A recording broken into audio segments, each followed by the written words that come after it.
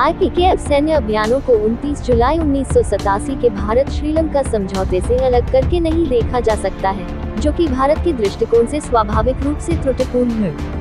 भू राजनीति के गंभीर अभ्यासकर्ता हमेशा आश्चर्य करेंगे कि भारत, जिसने समझौते पर हस्ताक्षर करने और उसे लागू करने के लिए जोर शोर से जोर दिया, अपने स्वयं के भू राजनीतिक हितों की रक्षा करने में कैसे विफल रहा। श्रीलंका सभी पक्षों द्वारा स्वीकृति प्राप्त करने में सक्षम था कि इसकी एकता, संप्रभुता और क्षेत्रीय अखंडता का उल्लंघन रहेगा। अपने स्वयं के हितों की बाधाओं के भीतर भारत ने श्रीलंका के संविधान के ढांचे के भीतर श्रीलंका के तमिलों के लिए सर्वोत्तम संभव सौदे पर बातचीत की।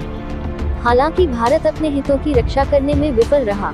श्रीलंका सरकार के अनुरोध पर भारतीय सैन्य हस्तक्षेप के लिए प्रतिबद्ध होने के कारण इसने बात की प्रामुखिकता को समाप्त कर दिया। अब चलते हैं दूसरी खबर पे। हाल ही में जम्मू वायु सेना स्टेशन पर विस्फोटकों से लदे ड्रोन के हमले के बारे में पूछे जाने पर रक्षा मंत्री ने कहा, हम देशवासियों को आश्वस्त करना चाहते हैं कि देश पूरी तरह से सुरक्षित है। जो भी चुनौतियां आती हैं, हमारी सेना के पास उसका सामना करने की शक्ति है। रक्षा मंत्री राजनाथ सिंह ने सोमवार को यहां कहा कि देश पूरी तरह सुरक्षित है और भारतीय सेना के पास किसी भी चुनौती का सामना करने की ताकत है।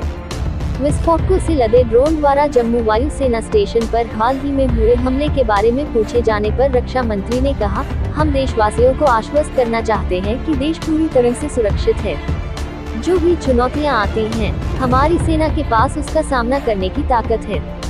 उन्होंने कहा कि देश में ड्रोन के आने को लेकर किसी को चेतावनी देने का सवाल ही नहीं है। सिंह ने संवाददाताओं से यह भी कहा कि न्याय और मानवता सत्तारूढ़ भारतीय जनता पार्टी भाजपा की राजनीति का आधार रही है। उन्होंने कहा, भाजपा ने कभी भी जाति और धर्म के आधार पर राजनीति नहीं की। एक सवाल के जवाब में वरिष्ठ भाजपा नेता ने कहा, उत्तर प्रदेश के मुख्यमंत्री योगी आदित्यनाथ के कामकाज पर कोई सवाल ही नहीं है। इससे पहले सिंह मिथिलेश द्विवेदी की मृत्यु पर शोक व्यक्त करने के लिए श्यामनगर के हरिहर धाम गए, जिन्हें ममतमाई माता के नाम से भी जाना जाता था। एक पखवाड़े पहले द्विवेदी का निधन हो गया था। अब आते हैं आज की आखिरी खबर पे।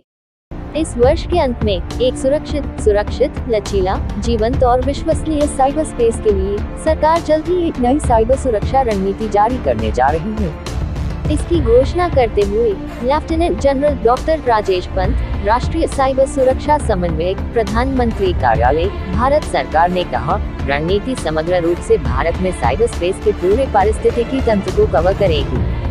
उनके अनुसार इस रणनीति से लगभग 80 डिलीवरेबल्स निकलेंगे और साइबर ऑडिट, नई स्वदेशी क्षमताओं के निर्माण, राष्ट्रीय संसाधन या शासन के रूप में डेटा सहित हर पहलू से निपटने के लिए एक दिशा निर्देश के रूप में काम करने की उम्मीद है। जबकि भारत वैश्विक साइबर सुरक्षा सूचकांक 2020 में 194 देशों में 10वें स्थान पर है।